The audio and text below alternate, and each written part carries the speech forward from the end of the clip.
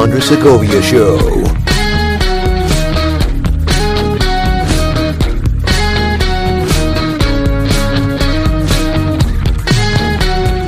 The problem in California is not that people don't want to own California real estate. The problem in Orange County is not that people don't want to own Orange County property or don't want to live in California. The problem is that they can't because of affordability. This is the Andres Segovia Show, and I am your host, Andres Segovia. The voice you just finished hearing is Joel Singer. He is the CEO of the California Association of Realtors. He was giving a speech at an economic forecast event that I attended earlier this year, and I was looking forward to the time where I was going to share snippets of his speech because it was so good, it's so informative, and I needed to impart that information to you all as well, especially with this topic of the housing affordability issue being at the forefront, and I covering it through various different episodes in previous installments. So this episode is the newest installment of Debunking Real Estate Myths, because there's the myth out there that the housing affordability issue or rents are too high because of greedy landlords, which is not the case. But of course, people can make the case for that argument. And here in this episode, I'll be sharing and imparting to you the information and the data to show you why not, and this is how we can better come to an understanding about the housing affordability crisis. Now, before I continue, I do want to finish sharing some of the highlight reel of Joel Singer's economic forecast event speech, and I'll be leaving a link to the entirety of the speech. His speech is about an hour long, and the event itself was about an hour and a half. A lot of information there. It's on YouTube. You can check it out there. So I'll leave a link to that for the episode show notes at www.theandressegovia.com. You can check it out there, and I definitely recommend you check it out. But I apologize in advance for the audio quality. There was some interference at the Great Wolf Lodge in Garden Grove that hosted the event, and there was a lot of interference, and even my microphones, I use different microphones to pick this up. There was no way around it, and it's just really hard to clean up. So the snippets you're hearing are the actual official audio from the event itself. So even they couldn't clean it up, so that comes to tell you how much interference there was. But that's neither here nor there. The quality of the speech is still there, so if you're able to put up with some of the interference, then by all means, please check out his presentation, because it's very timely and important. Whether you're in real estate or outside real estate, looking in is something for all of you to be able to understand. So without further ado, here's the rest of the highlight reel I wanted to share with you. So how did we get here? Let's go back a little bit and just deal with the facts here. California is simply not building enough housing. Our needs for housing are estimated at 180,000 units a year. If you look at our history, we haven't met that number since 2005. If you look at where we've been just over the last 10 or 12 years, we've added 1 million unit shortfall. And that's why prices and affordability are so constrained. Now, this tight supply not only pushed up home prices, but it also created a market that was really unusual. We had a market where there was almost unlimited demand and very little inventory. As a result, homes were sold, as many as 1/3 of them in Orange County were sold above the asking price. This is a long run since the Great Recession. California sales have been remarkably flat. We've been selling between 400 and 450,000 units for most of that 10-year period since 2008, 11-year period since 2008. But the fact of the matter is we're selling the same number of homes today in California with a population now approaching 40 million, as we sold when the population was 20 to 25 million. And there it is. What we talk about when it comes to building housing, we're talking about property you can buy.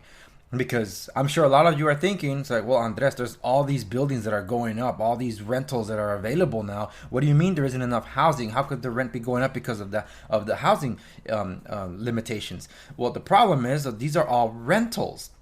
And in some cases, they're labeling luxury rentals when they really aren't. It's just trying to tell you that they have all these amenities in one place, so you don't have to travel far, and they're justifying charging you that much rent. So, and people are renting them out because they're, well, everything is here. I don't have to go anywhere else, and therefore it's luxury living because you have everything in one place. That's technically what it means, and everything you don't need is also there as well. But you can't buy it, so you can't buy it. That does not affect the pricing of the commodity, which is the properties. One of the most important things that I took from Joel Singer's presentation is that over 10 years ago, the population of 25 million people here in California, this is considering we have an out-migration issue here in California.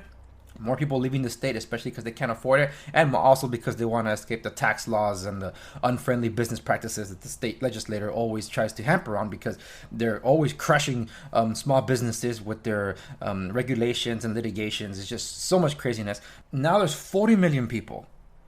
And in that time span of over 10 years ago to now, the average amount of units being moved in sales are the same that they were back then as they are now. That tells you we don't have enough inventory to move around. It's imagining like, okay, there were 10 things of an item made back then. Those same 10 things are being moved around now at a higher price among different buyers. Nothing new was made.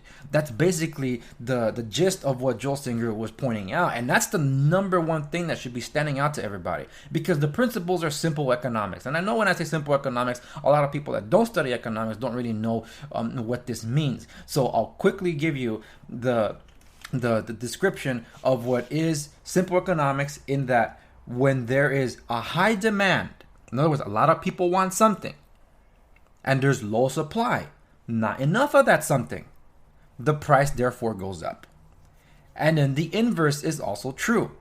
When there isn't enough of a demand, when there aren't that many people that want something, and there's a lot of supply, and there's a lot of that something, then the price goes down, because that something isn't sold out. There's always like leftovers. It's kind of like when you go to a supermarket and there's always like that one shelving area that says clearance, because those are the items that didn't move. They overstocked and they're like, you know what, this stuff's going bad. Or they'll slap a manager special on something and discount it. That's because that product has been sitting there for too long. That's the concept of oversupply and little demand. And now they're trying to make it more attractive by bringing the price down. That is something we do not yet see in real estate. For us to have one of the things that is not mentioned here, and this is crazy because I think I mentioned it before in my show, leading up to the market meltdown, or the Great Recession as it's called, the 2007, 2008, there was a growth in property prices for about 30 to 40 years. And that's considering there were crashes in the market as well. The saving and loan issues in the 80s, the first wave of REOs in the 90s, and then the early 2000s. Leading up to the big crash of 2007, there was price growth all the way through, so to speak, and it peaked out before it crashed. In the time since, in about 10 years, a decade since the Great Recession, prices have either met or surpassed the same peak that they were before the crash. It's crazy. And some of you that are thinking about buying is like, well, Andres, does that mean that I'm buying too expensive and I'm about to lose my entirety of my market value? Or for those of you that are looking to buy are like, well, maybe I should wait then because the market's going to implode? No, that's not even the same thing either. And I will get into this in some other episode when I get the chance. But it's not the same thing because there's things that are installed now in the financial sector to prevent such things like happening. Because before, a lot of people try to point to the greedy banks, and it wasn't so much that the greedy banks were the ones that were handing out loans to people that couldn't afford them. It was the United States government through the Community Reinvestment Act of 1993 that forced the banks to basically, hey, lend out or you're going to get penalized. And secondly, you can relax the rules of lending. So even though they can't afford it, you can lend. It's like the banks are like, well, how are we supposed to get our money back if the people can't pay? And the government said, don't worry, we're insuring them. It's like, okay. So the government's the one that let loose the dog. Look, I could get to the complexities of this thing and the behind the scenes stuff that you'd never ever heard of. That's neither here nor there. I don't want to get into that. The point is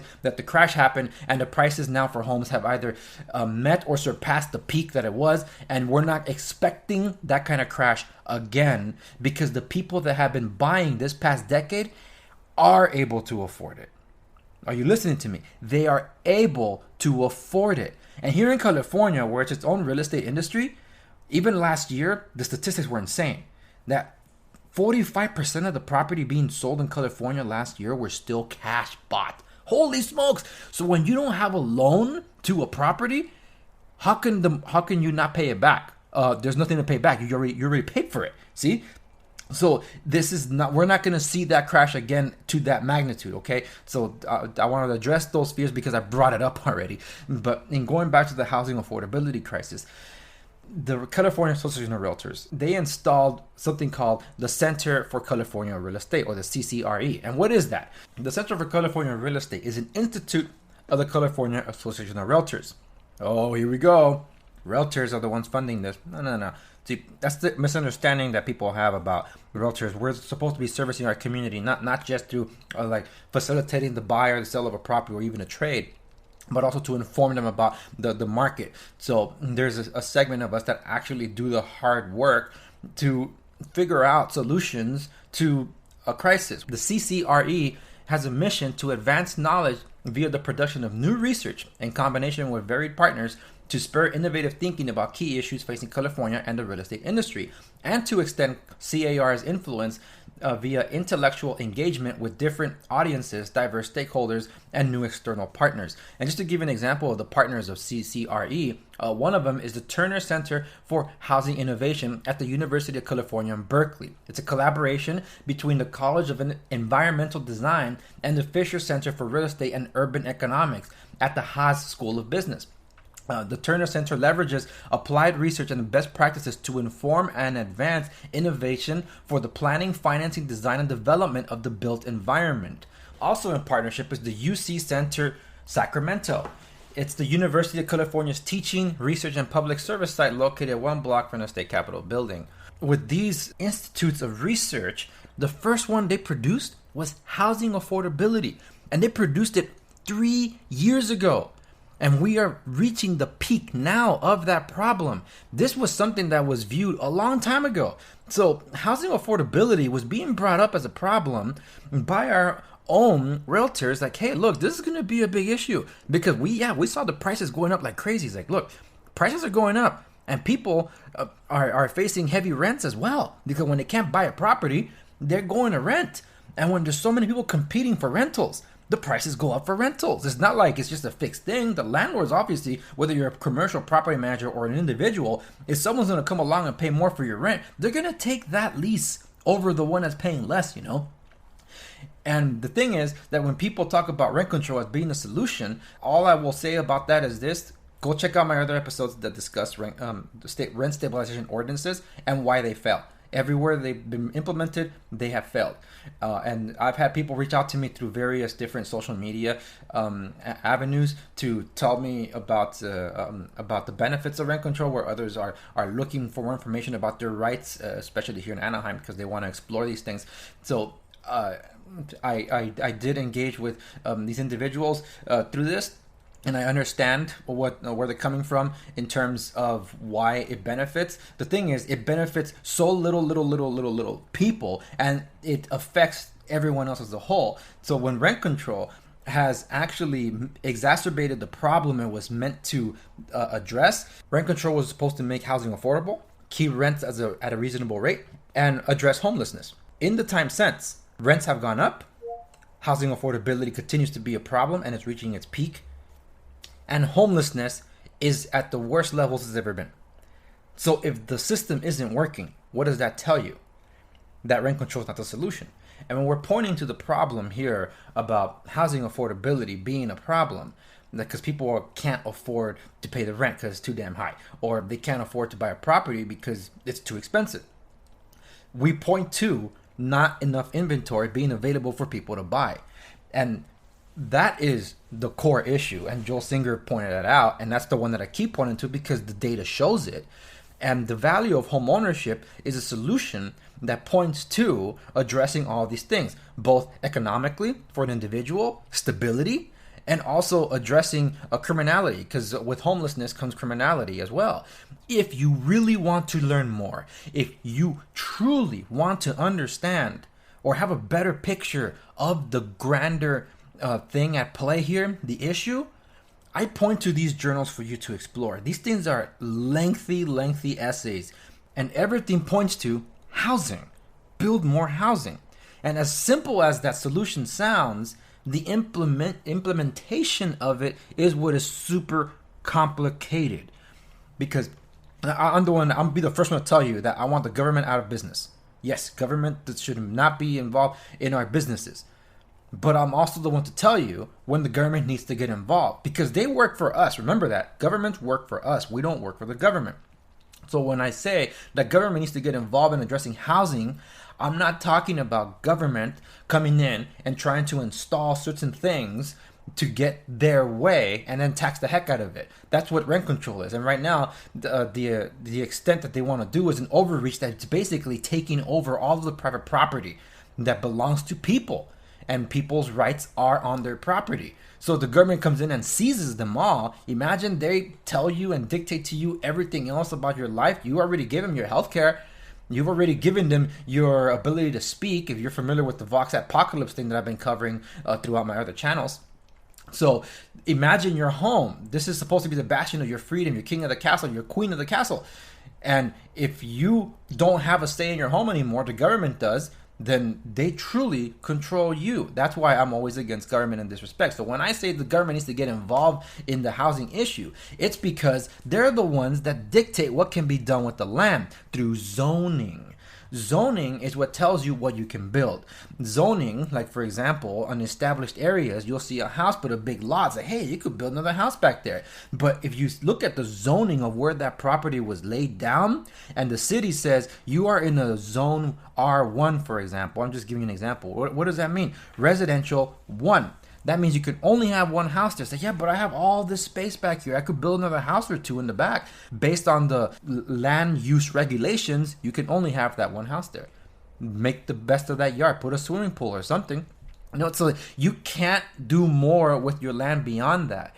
And that's the issue, that we do have land to build upon, but when the cities and the counties and the state are preventing buildings from happening for various reasons, you cannot address the inventory issue. Some people point to, why don't you just bulldoze the existing houses and build new ones? Well, you got to displace people if you're going to do that. No, so we have that problem. The solution is the easy answer. The implementation of it isn't. And we need to be talking more about this instead of looking to the supposed solution that will just make the situation even worse.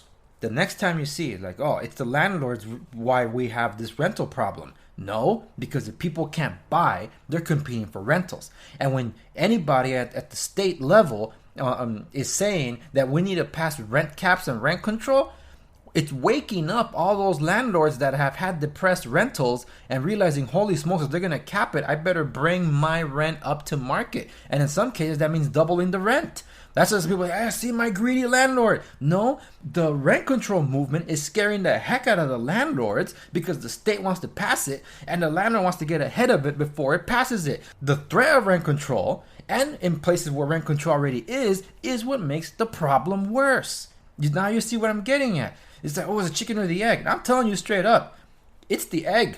The egg here is what begins in the state level. We want rent control. Okay, says the landlord, I must raise my rent before you pass that, because once you pass the caps, they'll be capped at this level. And that's why some of those that are pushing for it are pissed off. That's what say, well, we better introduce rollback rent as well. It's like, we got to bring those rentals down. So like, that's what I'm talking about an extensive overreach by the government, the state government, in trying to really clamp down on landlords. Rent control isn't the solution. Landlords are not the villains as everybody tries to make them out to be. I'm not saying that there aren't any greedy landlords. I'm sure there are. Just like there's greedy tenants. So why are we pointing just to one side? There's some tenants that abuse the system. Someone, and I've seen this a lot, in the rent control area, one person living in a 3-bedroom place will not move out because he doesn't want to pay more for rent. Meanwhile, a family of 5 are stuck in a 1-bedroom place because they can't afford to get somewhere better. Don't tell me that rent control works. It doesn't. It hasn't. It continues to make the situation worse. I've been dealing with this for 20 years. From construction to property management, tenants activists, tenants attorneys. at the courthouse, outside the courthouse, and now as a broker. I deal with it all the time, especially when most of the property I manage are in rent control areas.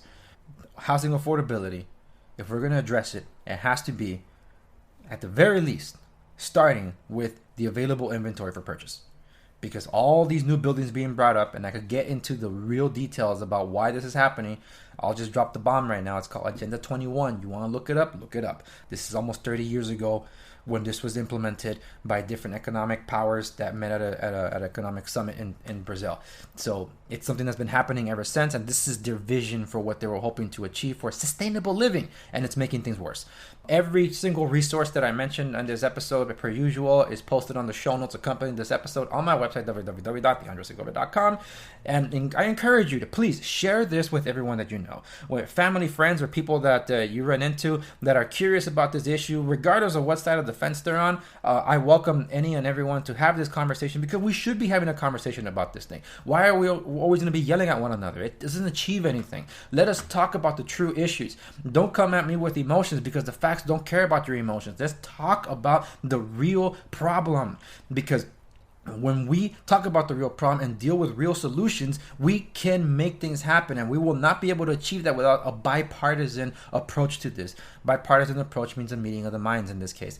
So let's have a conversation about this. Let's find a solutions for it, and let's talk to our leaders to make sure they're going to make the right choices, because if they continue to make this worse, we're all going to hurt even worse than now. And that's all I have for this episode. Thank you so much for listening to this edition of the Andre Segovia Show. Remember, you can find any and every single way to connect with me and communicate with me at my website. And if you're interested in the real estate side of things, you can always check out www.segoviares.com. That's segoviares.com for all things real estate, and you can check it out there. Thank you so much for joining me, and I'll see you on the next one.